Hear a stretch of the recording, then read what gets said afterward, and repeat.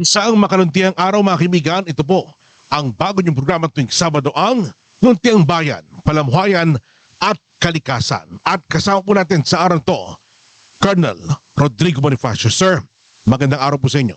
Magandang araw sa iyo, Kaunin. At magandang araw din sa ating mga Green Advocates, followers at supporters who are currently watching on this first episode.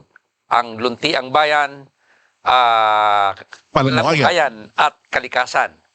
Maraming nanonood sa atin ngayon, Luzon, Visayas, Mindanao. Yes, sir. At gayon din yung ating mga kapatid na OFW. At talagang kailangan malaman nila kung ano talaga ang global responsibility for environmental and ecological nurturing. Nababanggit niyo, sir, yung mga overseas Filipino workers, talaga napakarami na po niyan. Ang kumbaga nababahala na rin kahit sila ay nasa ibang bansa. At lalo nila nararamdaman ang epekto ng global warming na tinatawag. Di po ba? Dahil doon sa kanilang mga bansa kinaroroonan, lalong-lalo sa mga malalamig, talagang parang tumaas pa yata at lalo lumamig sa panahon ngayon. At sabi nga nila, parang iba na ang takbo ng panahon ngayon. Di po ba, Colonel? Tama ka, Kaonin. Una, marami rin tayo matututunan sa ating mga kababayan na OFW dahil unang-una, doon sa kanilang bansa, kung saan sila nagsisilbi ngayon, no, para sa kanilang pamilya, ay matututunan nila yung mga teknolohiya pagdating sa solid waste management. Tama po. Ganun din yung programa ng gobyerno doon pagdating sa energy production, sa agriculture, sa transportation at marami pang iba. Ayun. Pero bago natin puntahan yan, sir, kayo po ay kilalang advocate ng paglaban sa illegal na droga. Kayo po ang chairman, tama po ba? Or head po ng People's Volunteer Against Illegal Drugs. Pero ngayon, sir, kayo po ay convener, head po ng tinatawag na Green or Global Responsibility on Environment, Ecological Nurturing. Ano ba, sir, ang latest dito? Ano bang magkakaiba ng dalawa?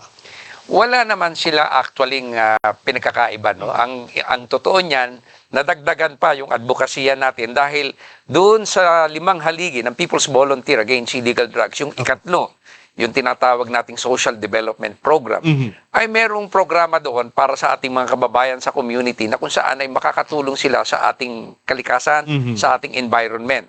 Lalong-lalo na pagdating sa punto ng solid waste management. Yes, sir. Okay? Malaki ang magiging role nila dito. At ang sa aspeto ng green, sir, kumbaga ay kasama pa rin itong paglaban sa illegal droga. That's correct. At sabi ko nga, gagawin natin silang abala dito sa pamamagitan ng pagbibigay ng protection sa ating mundo. Una sa lahat, sir, paano ba nabuo itong green na ito? Ang green ay binubuo ng 15 Board of Trustees. We started as an interim board and then we conducted a series of meetings and then we come up with our vision, the mission, the core values, Yes, and sir. the motto as well. Ano po ba, sir, ang mission vision? Well, Core values ng yes, green? ang vision ng green o ng global responsibility for environmental and ecological nurturing ay we come up with the so-called envisioning a harmonious future, empowering global responsibility for environmental and ecological balance. Yan po yung aming vision. At ang mission naman na pagkasunduan na ng 15 Board of Trustees ay to nurture, no, alagaan, protect, preserve our environment and ecology, yung ating palamuhayan for the benefit of present and future generations through sustainable intervention. So may mga programa po tayong gagawin, may mga programa ihahanay yung ating 15 Board of Trustees ng Global Responsibility for Environmental and Ecological Nurturing. Nababanggit nyo yan, sir, maaari nyo po mabanggit din po ang may kinalaman sa kumbaga, ano mga sektor po ito ng green? Ang green kasi ay binubuo ng standing committee, no? At saka yung support committees. Doon sa standing committee, nandun yung 6 na major sectors na talagang iniikutan ng ating programa, ng ating green, no? Unang-una yung energy production, at kung saan ay pinopromote ng ating gobyerno yung paggamit ng renewable energy. So, we're getting away with the so-called fossil fuel. Fossil fuel, sir. Nakakasira po yan ng ating itong ozone layers, no? And then pangalawa, yung ating transportation. Sa transportation, andun yung pagpopromote ng paggamit ng mga electric vehicle. Kaya ngayon makikita nyo may mga electric bike na tayong umiikot sa ating barangay. At syempre yung ikatlo, transportation. Yes, sir. Dito sa yung ikatlo is agriculture. Sa agriculture, pinopromote dito yung paggamit ng organic fertilizer. Yan. And then yung ikaapat, yung deforestation. Ang contrast ng deforestation is reforestation. Yes, sir. So narito yung pagtatanim ng mga puno at put up ng mga different nursery na kung saan nilalagak yung ating mga seedlings. Preparation dito sa programa ng tree planting. Yung ikalima, syempre nandun yung ating industrial processes. Yeah. Industrial processes and green technologies. Kasi dito ini-encourage natin yung structural building, no? Yung ating mga architect, ini-encourage nila shift doon sa paggamit ng mga salamin.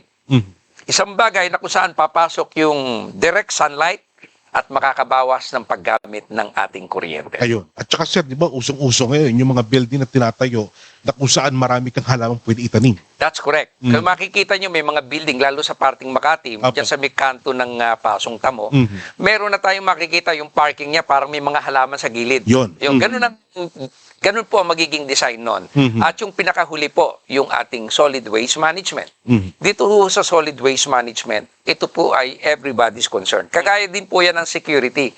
Hindi ho yan pwedeng galawan lang ng ating security sector. Yes, sir. This is everybody's concern. Kaya yung ating gobyerno, lalong-lalo na yung ating local government unit, no, o yung ating Department of Interior and local government, it's about time to do some intensive program para sa ating community. And please take note, lahat ng hinihigpitan natin yung mga industrial firm Yes, sir. regarding the solid waste management. May mga programa sila at may mga pondo doon. Yun ang nakikita ng gobyerno. Pero yung gobyerno dapat naman siguro mag-effort pagdating doon sa pag-aalaga ng ating mga creek dahil ang major offenders po niyan yung mga tao na nasa community.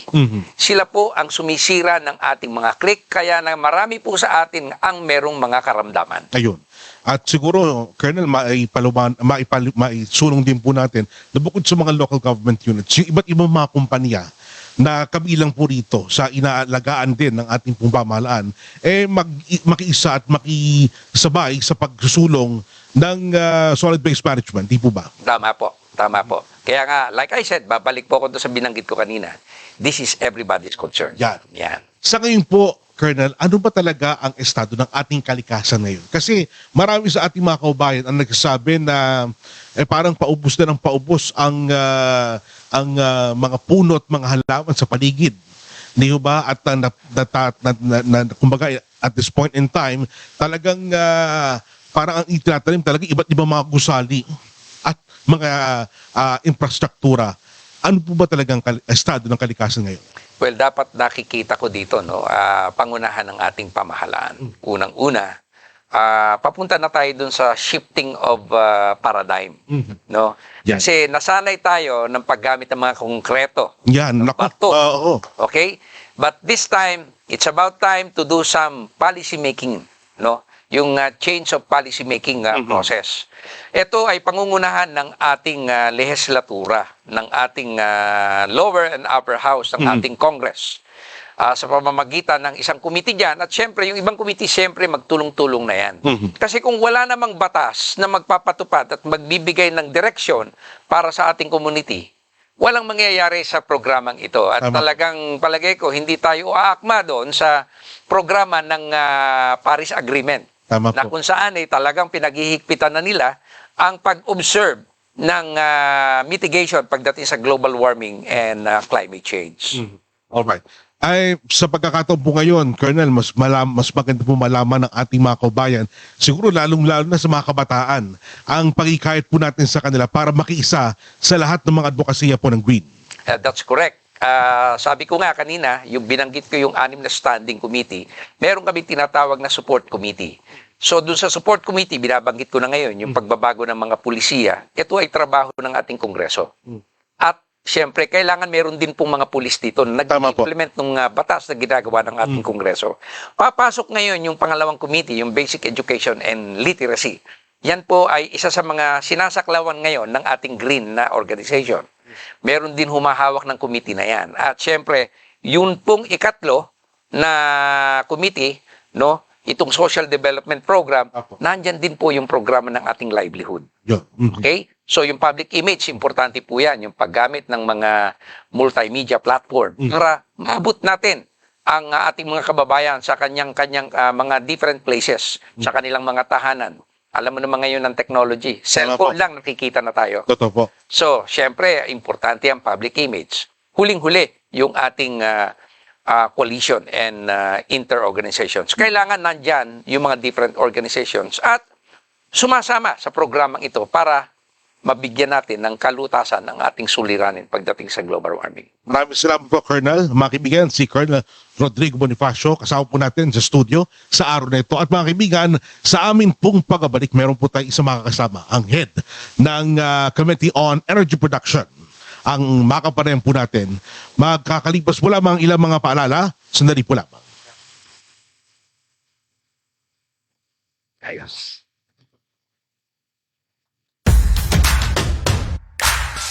Ayos ba?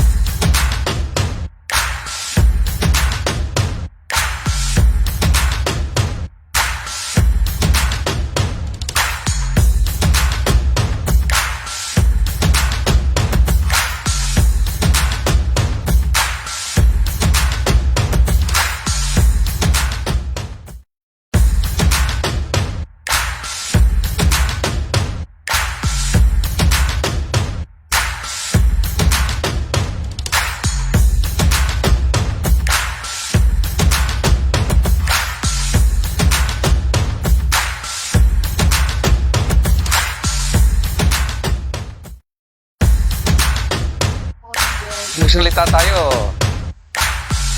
yung core values hindi natin na-tackle. 10 yun eh.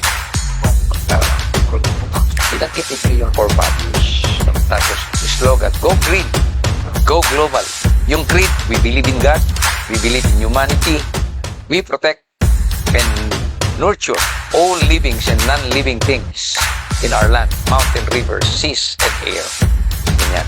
We are green happy. Hindi naalala ko yung impet.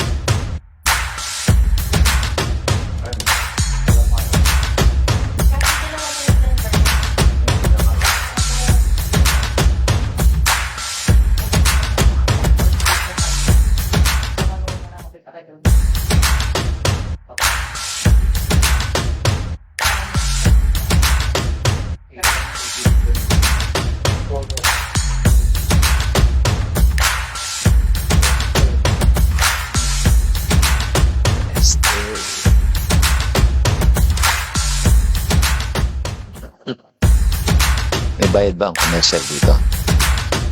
Hanap tayo ng sponsors. O ano?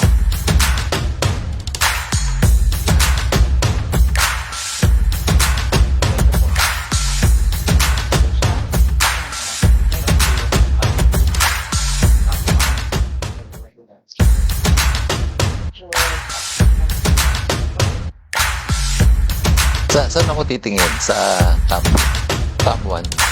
Sa Camp 2 ako nakatingin. Sa huling bahagi ko na binigay ko, ibigay ko ng final message. Pwede kong Pwede kayong bumati. Nananawagan ako sa aking mga estudyante, sa aking mga associates na panurin ang Luntiang Bayan, Palamuhayan at Kalikasan kada linggo sa programa ito. Linggo o kada Sabado? Sa kada Sabado.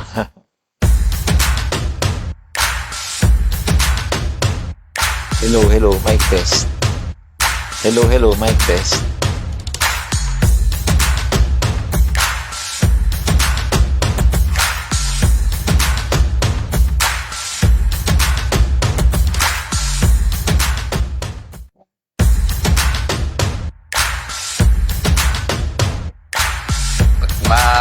Nabitin yung commercial, ano?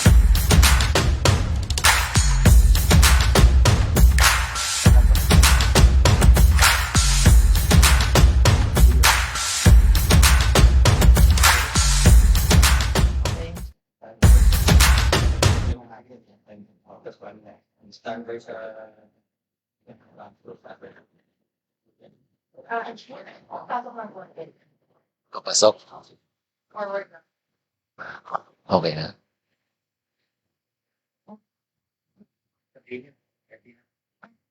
Ready? Standby po. So, camera ha. Ready? 2. Nagbabalik po mga kaibigan ang Luntiang Bayan, Palamuhayan at Kalikasan. Colonel, kasama po natin sa oras na ito mga kaibigan si Engineer Erwin Santa Maria, ang Committee Chairman ng Energy Production ng Green. Magandang araw po, Engineer. Magandang araw po, Onin, Colonel Bonifacio, at sa lahat ng mga viewers ng mga advocates ng environment and ecology. Ayan. Tama-tama sir. At talagang si engineer mga kaibigan ay isa rin pong profesor at may tuturing po natin isang social engineer. Tama po ba, Colonel? Ay, Colonel. Tama. Mhm. Tama po. Dahil tinatalakay natin ngayon ay patungkol sa ating lipunan Yes, sir. at pagsasaayos ng ating mga problema, lalo na sa environment and ecology. Ayan. At gusto lang tanongin si Engineer, bago po sa inyong ginagawa sa Green, ano po ang nag-udyok sa inyo para kumilos sa dinaranas ng ating bansa at mundo sa kabuuan sa usapin po ng climate change? Actually po, na-involve ako sa aking career as an engineer, no? Napasok po ako ng mga different plants, so sa different industries. At ito ang nag-udyok sa akin na matingnan paano makakatulong dito sa environmental and ecological sustainability. Nakita ko kasi lalo nung bata pa ako, okay, nagsisimula, nakita ko na maraming pollution na nangyayari. Air, land, water, sayang naman na ating kapaligiran kung hindi natin ito aalagaan. At saka sir, bata pa po kayo noon, di ho ba? Opo. Kung ikukonsidera ang edad natin ngayon, Opo. pati na po ako, kasama na po ako doon, ay talagang lalong lumalala ang polusyon, mga kaibigan, di po ba? Opo, actually nung araw, no, sabi ika nga, mas grabe. Pero somehow, through the years, nagkaroon ng mga improvement. Kaya nga lang parang kulang pa. Kulang ang Kulang ba? improvement. Kaya kinakailangan, hindi lang ang mga industriya, kundi lahat ay ma-involve dito sa problema natin na ika nga itong climate change, itong mga environmental pollution, dapat magtulong-tulong tayong lahat. Lahat ng sektor. Ayan. Pero paano po kayo naging bahagi, sir, ng Green? Ang totoo niyan, na-involve ako sa different organizations Yes, sir. na involved sa environmental control and protection, no? Kailangan nating ma-preserve ang ating ecology. Ngayon, nakita ko rin 'yan, no, dahil sa aking mga sa career, nakita ko yung iba't ibang mga study ng World Environmental Forum, ng mga USAID, etc. sa different countries. Talagang kinakailangan natin na ma-involve dito sa pollution. Lalo na sa mga planta, merong wastewater, merong solid waste, at lahat ng mga enerhiya na ginagamit natin ay kinakailangan na makita natin kung paano ang dapat nating pagtulong-tulungan. Para sa ganun ay ika nga ngayon, pinag-uusapan ng fossilized fuel. Ang fossilized fuel pala, mga kaibigan, ito ay isang uri ng fuel na nagmula sa mga plants na million years ang inabot bago na po na maging fossil fuel. So hindi ito kino-consider na non-renewable energy. Dahil pagka nakonsumo mo ito, wala na. So ngayon pupunta tayo sa non-renewable. Ang mga non-renewable energy katulad ng galing sa solar, sa wind, sa geothermal, biomass, etc. Ngayon, ito nga palang mga fossilized fuel, ito ay nagkakaroon ng byproduct pagka nasunog na maraming carbon. Yun. Yun ang isang primary na nakakaepekto sa ating environment. Ngayon, pagka maraming carbon na lumabas, nagkakaroon ngayon ng entrapment. Kumbaga, yung mga solar radiation, kung maaalala ninyo, kung mapapansin ninyo, merong mga living things na kailangan ng solar radiation. Tama po. Katulad po ng mga halaman. Ngayon, ang ating Earth ay merong sapat lamang na kinakailangan para nang sa ganon yung proseso ng photosynthesis ika nga, sapat lang. At yan, yung mga emission na tayo mga tao, naglalabas tayo ng carbon dioxide, kung paano natin kailangan yung oxygen, kailangan din natin ng naglalabas tayo ng carbon dioxide. Tama po. So, makikita nyo itong mga proseso na to, natural ito. Pero, yung natural na ito, merong limitasyon. Dahil dapat, yung sapat lang. Kaya pagka ngayon, nag-emit ka ng maraming carbon na nagmumula sa mga nasusunog na fossilized fuel, nagkakaroon ng epekto at ito ay nagkakaroon ng epekto sa climate change. Yun. So ngayon, kinakailangan natin makontrol ito nang sa gayon, maprotektahan natin ang ating paligid. Kaya may mga panawagan ngayon na ibaba yung carbon dioxide emission. Opo.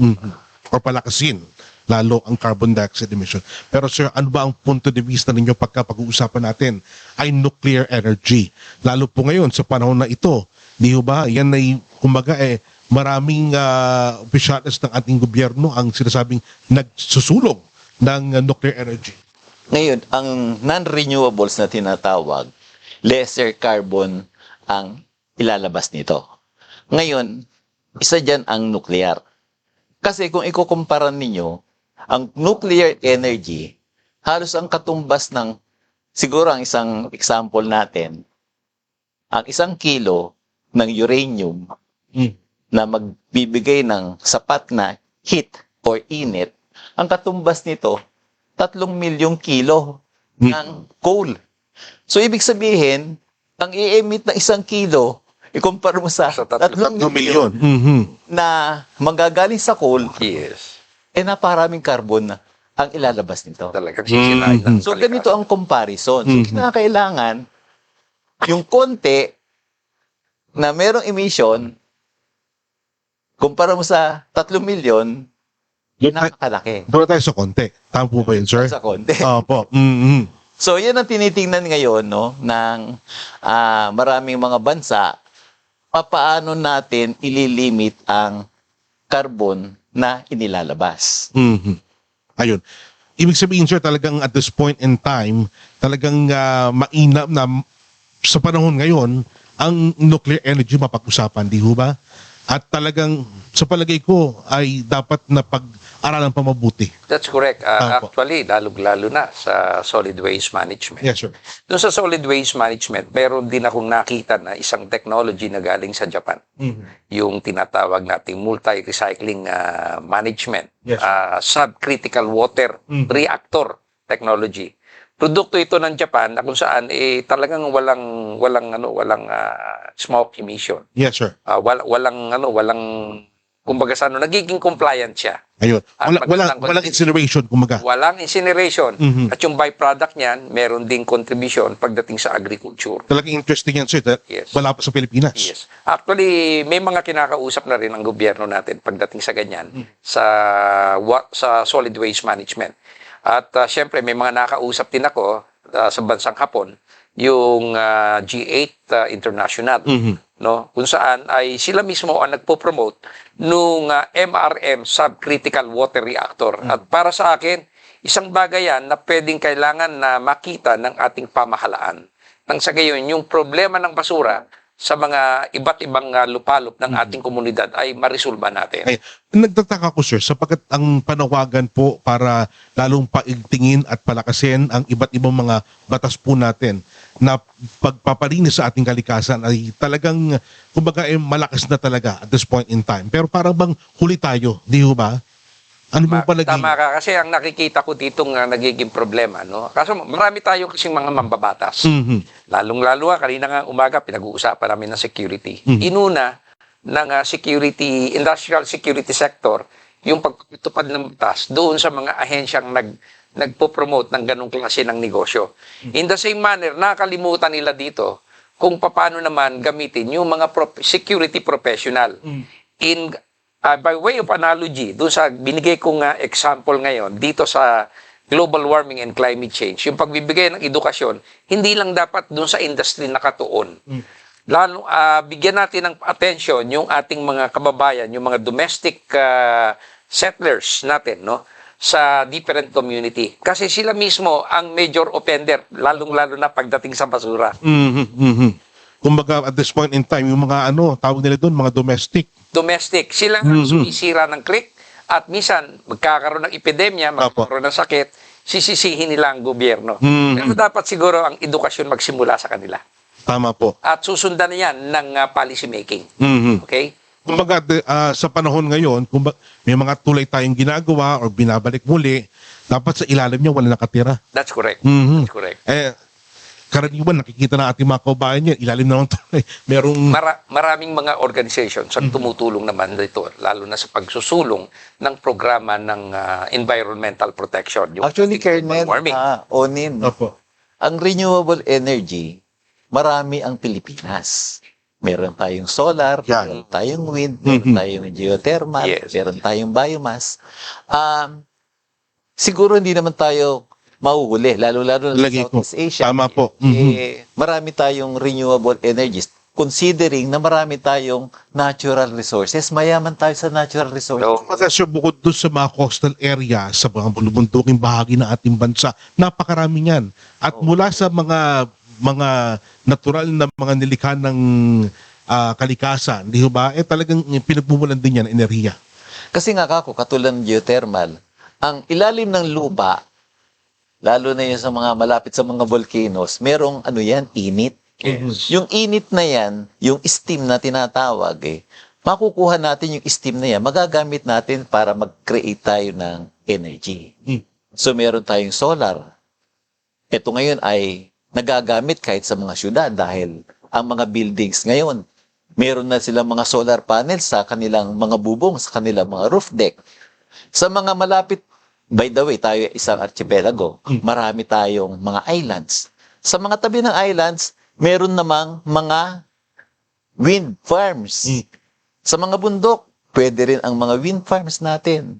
At ganun din, kung mapapansin ninyo, magagamit din natin yung mga solid waste nga, sabi ni Kernel. Yes. Yan ay pwede ring maging source of energy. Katulad nung meron kasing mga natural na solids. Katulad nung example lang, no? Siguro yung mga pinaglagarian, meron tayong mga kusot, meron mga sodas, meron tayong mga sugar cane na pinagbalatan ng sugar, ng mga sugar canes, yan ay pwedeng gawing fuel. At yan ay biomass. Yun. So makikita ninyo, maraming pwede sa ating bansa na magagamit. Albert, nako, talagang napakarami po talaga at this point in time kung renewable energy ang ating pag-uusapan at kumbaga isang aspeto lang, napakahabang oras lang ubusin po niyan. Pero at this point in time ay patuloy ang ating panawagan sa ating mga kababayan, lalong-lalo na mga kabataan, di ba, na suportahan itong ginagawa po ng Green. Ito nga po ang isang masasabi ko na dapat palang habang bata, turuan na. Kaya nga ako sa mga paaralan, sa mga eskwela, hindi lang sa college, pati dapat yung elementary, yung high school, lahat magtulong-tulong na magkaroon ng environmental and ecological awareness. Lalong-lalo na, nasa critical ang kalagayan ng ating Earth. Yan. Dapat magkatulong-tulong lahat. Dito sa ating bansa, nalalapit ang eleksyon ng barangay. Tama po. No? Sa barangay, alam naman natin na bawat kandidato gumagamit ng papel at plastic. Totoo, sir. So, panibago na namang problema yan. Sabi ko nga dito, pwede natin silang tulungan na instead of using paper, no, at syempre galing naman sa puno yan, plastic na nagiging suliranin ng ating bansa, pwede nilang gamitin yung ating mga platforms. Yung Facebook, YouTube, Yan. hindi pa sila gagastos. Pero Totoo siguro, yun, sir. Kernel, meron akong mababanggit lang dyan. Etong educational awareness na ito, makakarating ito sa mga remote area through the use of internet. Yes. Kaya nga lang, paano sila magkakaroon ng internet Kung walang kung power. wala naman silang kuryente? Tama ka dyan. Kaya nga, Aware ang mga bata. Bigyan natin sila ng suporta. Tama. Maglagay tayo ng internet. Pero kailangan nyo muna ng energy and Ayan. actually, meron ako nakausap dati niya, no? Nung pinopromote namin itong programa doon sa solid waste management. Sabi sa akin nung isang Malaysian, how could you promote that? How could you implement that? Kung wala namang kuryente. Tama Oh, po. yun nga po. Well, sir, mabagit ko lang po ang Department of Science and Technology. Isang sakay ng ating pamahalaan. Ang ginagawa po nila, like for example, yung under ng Office ng Science and Technology Information Institute, meron silang tinatawag na Starbucks. Ito po ay platform ng iba't ibang mga araling pang siyensya at teknolohiya. Well, importante na ang bawat lugar dito sa ating bansa may kuryente sapagkat doon maaring masimulan yung computerized Yes. learning ng mga kabataan, particular sa siyensya at teknolohiya. Walang problema sa internet sapagkat well provided na kagad doon sa computer ho yun. Actually, Kaya naalala ko lang pong bigla. yung isang tinitingnan namin, magkaroon ng electrification sa mga remote na barangay. Tama po.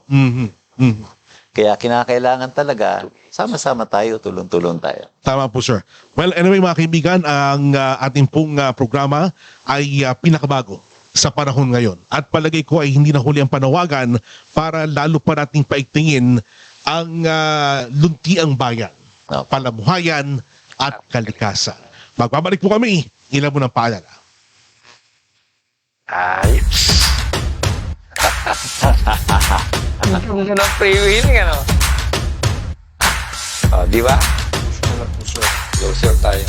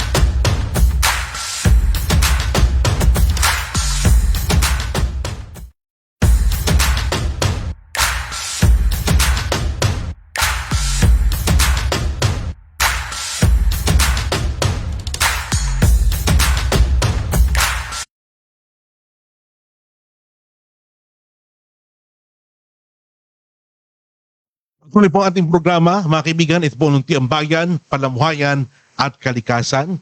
Colonel, Engineer, matanong ko muna, at this point in time, ano po bang ginagawa po ninyo para mapalakas pa ang mga proyekto ng Green? Well, ganda yan na itanong mo, no? Kaunin, dahil ngayong darating na November 29, ang Board of Trustee ng Global Responsibility for Environmental and Ecological Nurturing ay magkakaroon ng strategic planning. Nagagawin sa Huguardos, 34 Luscot, Barangay San Manuel, Quezon City. At dito ay babalangkasin namin yung magiging programa pagdating ng 2024. Remember, going November na tayo ngayon, Berna.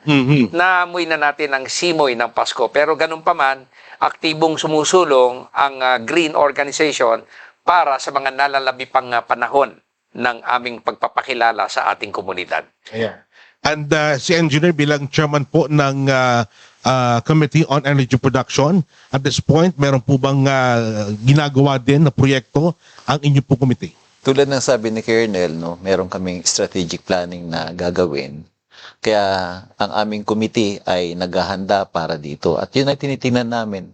Tulad ng nabanggit ko kanina, magkaroon ng kuryente yung mga remote areas na mga barangay. Mga barangay. At ganun din, isusulong natin siguro sa mga mag-aaral, sa mga kabataan, itong about environment and ecology, hindi yung kumain sila ng candy, tapos sa tabi. Kumain ng popsicle o ng ice drop, tapos sa tabi na naman yung ano. So, dapat matuto tayo protect ng ating environment. At lahat yan, sisimulan natin sa mga kabataan. Para na sa ganun, lahat sila. Hindi lang tayo mga matatandang aware dito sa environment, kundi pati yung mga kabataan. At yun nga, katulad ng nabanggit ko, kinakailangan yung awareness makarating doon sa kaduluduluhan, hindi lang yung dito lang sa syudad. No? Dapat lahat tayo magkatulong-tulong. Ayan. Colonel, baka meron ka pang naisabihin Well, at ipanawagan sa ating mga kababayan? Of course, nagpapasalamat ako sa ating mga green advocates, followers, and supporters. Lalong-lalo na yung ating 5,000 kasapi ng Global Responsibilities for Environmental and Ecological Nurturing. Tuloy-tuloy lang po ang pagsubaybay sa programang ito. Kada alauna ng every Saturday, 1 p.m. po magsisimula ang programang ito. At dito po, marami po tayong matututunan. At i-share po natin ito, i-like and share para marami pong matutunan yung ating mga kababayan, lalong-lalo na sa pagbibigay ng mitigation, no, sa ating global warming and climate change. Ayan. Maraming salamat, Colonel. Engineer, baka may mga karagdagan kang panawagan sa ating mga kababayan at sa inyo pong pagkakataon. Sa lahat ng mga FB and YouTube viewers, ay iniimbitahan namin kayo na sana ay lagi ninyong panoorin itong palatuntunan na ito na tuwing Sabado na isasagawa po namin at marami kayong matututuhan, maririnig ukol sa protection, preservation ng ating ecology, ng ating environment at ng mga ano pa yung mga bagay na kadugtong nito dahil sabi nga ni Colonel kanina, kadugtong nito ang kalusugan, ang peace o kapayapaan ng building. ating Yeah. kapaligiran. Marami. Actually, meron tong mga kabuhayan din ng mga proyekto. Yes. At lahat ng yan, abangan ninyo sa mga susunod na At pagkakataon. siguro sa, Ayan. sa susunod, imbitahan din natin yung mga kaibigan natin sa Rotary International Yes, sir. District 3780 dahil meron silang 7 focus area na related dito sa programa ng Global Responsibility for Environmental and Ecological Nurturing.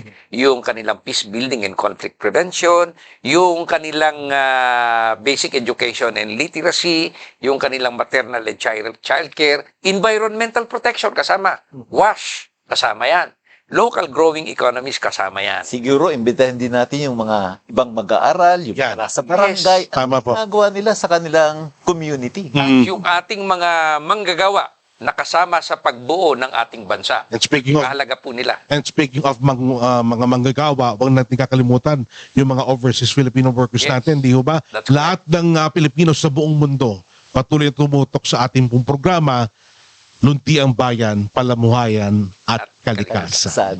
Ayan. Kumbaga lahat po ng ating ginagawa ngayon, lalo na ang pagpepreserba at pagpapalakas ng ating kalikasan, lahat tayo may magagawa. Di po ba? Lahat tayo, tama yan. Ayan. Maraming salamat, Colonel po, sa oras po ninyo. And Engineer Erwin Santa Maria, maraming pong salamat. At final message, hingan po natin sila. Of course. Baka may mga karagdagan pa kayong mga babatiin. So, of course, kanina binanggit ko na yung Rotary International Yes, sir. District 3780. Abangan po nila yung kanilang Abangan nila yun. segments Magkakaroon next po ng week. programa dito ang Rotary International District 3780 at yan ay binabalangkas ngayon ng Rotary Club of Murphy Cubao at syempre tumutulong po tayo doon. At alam naman natin ang Rotary International ay walang humpay sa pagtulong sa ating community. Lalong-lalo na yung aming community service chair, si past President Ryan Berey. Binabati ko yung aking mga fellow Rotarians Ayan. dyan sa Rotary International District 3780. At sundan po ninyo kami dito sa Leaders Online kada Sabado, 1:00 ng hapon. Alright. Colonel Muli, maraming po salamat. Engineer, mga paipahapon ka pa? Siguro, tulad ng nabanggit ni Colonel, ay binabati ko yung mga nasa mga universities and colleges. Mag-aral kayo, pero huwag niyo kakalimutan ang environment. Ayan. Maraming po salamat. Mga kaibigan, ang ating po mga nakapanayam sa araw na to, si Colonel Rodrigo Bonifacio at si Engineer Erwin Santa Maria. Ako po si Oren Miranda, ang inyong lingkod. Maraming salamat. Magandang hapon po sa inyo lahat.